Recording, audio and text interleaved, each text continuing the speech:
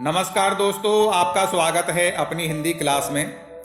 आज मैं कक्षा 8 की हिंदी की पाठ्य पुस्तक वसंत भाग 3 में संकलित पाठ कबीर की साखियां के बारे में बताऊंगा, जिसके रचयिता कबीरदास जी हैं।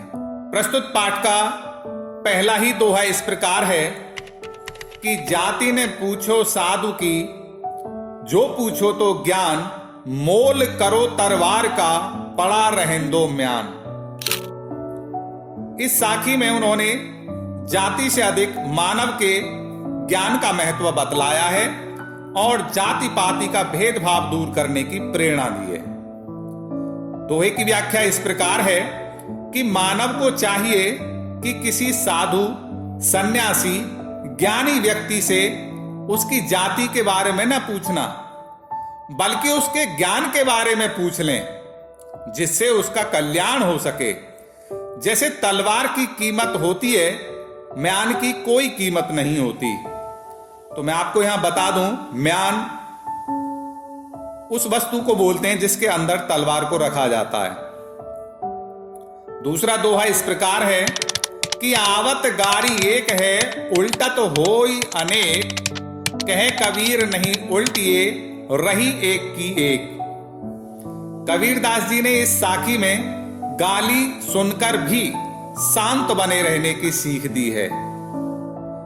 व्याख्या इस प्रकार है कि गाली देने वाला व्यक्ति अकेली गाली देकर चुप हो सकता है।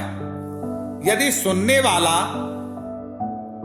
प्रतिक्रिया के रूप में गाली का उत्तर गाली से ही देता है, तो गाली एक से बढ़कर अनेक हो जाती है, अर्थात बढ़ जाती हैं। अतः कबीरदास जी कहते हैं कि गाली को उलटना नहीं चाहिए, जिससे एक ही बनी रहे, अर्थात शांति कायम रह सके। तीसरा दोहा इस प्रकार है कि माला तो कर में फिरे, जीव फिरे मुख माह, मनवा तो चहु दिश फिरे, यह तो सुमिरन ना है। संत कबीरदास ने इस साखी में साधक या भक्त को मन की चंचलता पर रोक लगाने की सलाह दी है।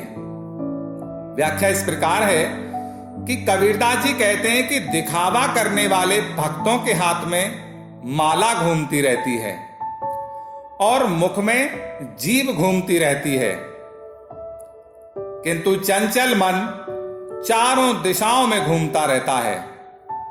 इसे सुमिरन अर्थात स्मरण नहीं कहा जा सकता है, क्योंकि पूजा, ध्यान साधना में मन का संयम में रहना या केंद्रित होना अनिवार्य है। चौथा दोहा इस प्रकार है कि कबीर घास ने नींदिए, जो पांव तली होए, उड़े पड़े जब आंख में, खरी दुहेली होए। कबीरदास जी ने इस साखी में तिनका जैसी वस्तु को भी उपेक्षित न करने की सलाह दी है। व्याख्या इस प्रकार है कि संत कबीरदास जी कहते हैं कि घास या तिनके जैसी छोटी वस्तु की भी उपेक्षा नहीं करनी चाहिए, भले ही वह पैर के नीचे आ जाए, क्योंकि वही तिनका यदि उड़कर आंख में पड़ जाए तो दुख दुगना बढ़ जाता है। इसका आशय यह है कि समाज का छोटे से छोटा व्यक्ति भी उपेक्षा का शिकार नहीं होना चाहिए, क्योंकि वह हमारे दुख का कारण बन सकता है।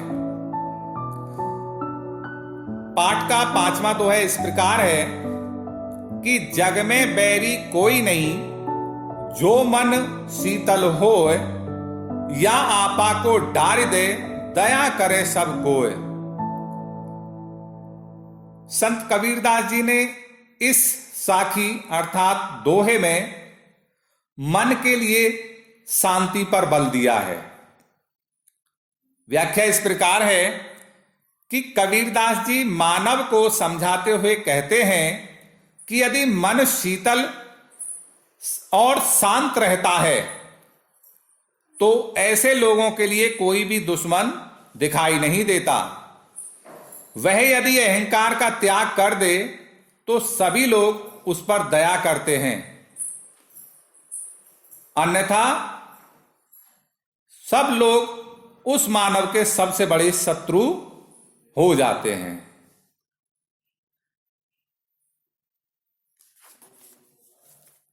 तो दोस्तों, वीडियो को पूरा देखने के लिए धन्यवाद। चैनल को सब्सक्राइब कीजिए, वीडियो को लाइक कीजिए, कमेंट कीजिए और अपने दोस्तों के पास शेयर कीजिए।